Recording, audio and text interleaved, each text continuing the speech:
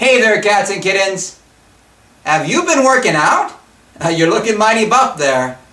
Speaking of muscled supermen, this week's movie review is Captain America, the First Avenger.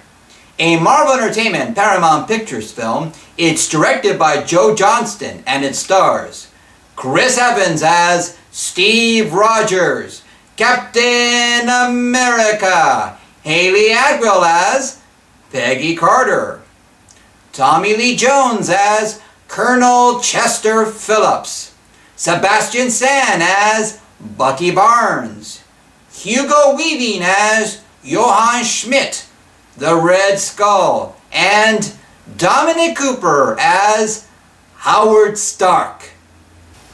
Additionally, it stars Stanley Tucci as Dr. Abraham Erskine, Toby Jones as Dr. Arnim Zola, and Neil McDonough as Timothy Dum Dum Duggan. Okay, so in summary, here's the story. The story is you have Steve Rogers, short, frail, beset with disease, who loves his country so much he repeatedly tries out for the military. Finally, his character impresses a scientist who's working on a project to create super soldiers. These are soldiers who are at the peak of human potential.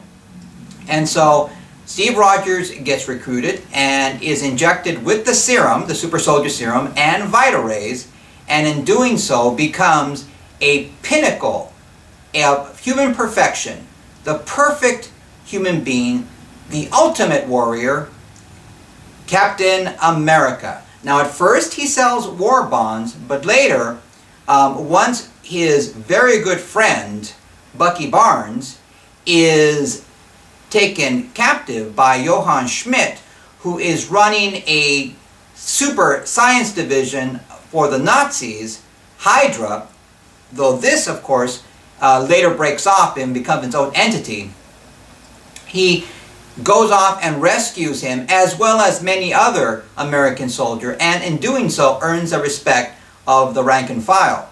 So it's Captain America versus another super soldier enhanced warrior, the Red Skull, who's also a despot and wants to take over the world, thinking that Hitler is now in the dustbin of history. Now, what I like so much about this movie is it's very respectful of the source material, and yet it's not a slave to it. It makes little tweaks and changes as necessary, but it's very true to the source material. So if you read comics as I do, you know about Dr. Arnim Zola. You know about little kind of Easter eggs. Like, for example, there's a scene early on in the film involving Phineas Horton and the original Human Torch. And so the story pacing is fantastic. It moves along very briskly. It's a thrill a minute, and it's fun to watch. You're really glad you're in the movie theater watching this film. What about the performances? Well, Chris Evans is bigger than life. He commands the screen as both Captain America and as Steve Rogers. And Hayley as the leading lady, wow. For one thing, she's charming. She has a delightful British accent because, again, she is actually English. And it's just a remarkable vision of beauty. A stunning woman, but also tough and tender where she needs to be. Tommy Lee Jones, well, what can you say about Tommy Lee Jones? Another consistently good performance. And all the rest, Bucky Barnes, very good. And what about Johann Schmidt, the Red Skull, as played by Hugo Weaving? Well, he's great too. The thing I like about it, he doesn't play a cardboard cutout villain, but rather, he genuinely believes in his cause. And he thinks he is best to rule the world. And because of that, he is very menacing, very scary, and he gives a stellar performance. But it's a tribute to Chris Evans that the Red Skull doesn't steal the show.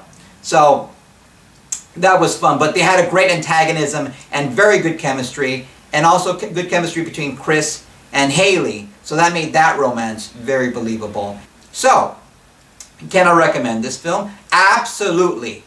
I'm going to give this film an A. Should you go see it in the movie theaters? Yes. But again, go see it in 2D.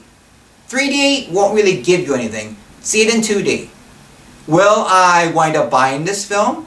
Yes, I will. Should you see it on Netflix? Yes, you should. Alright guys, I hope you're having a wonderful day. And I look forward to talking to you very soon. Bye.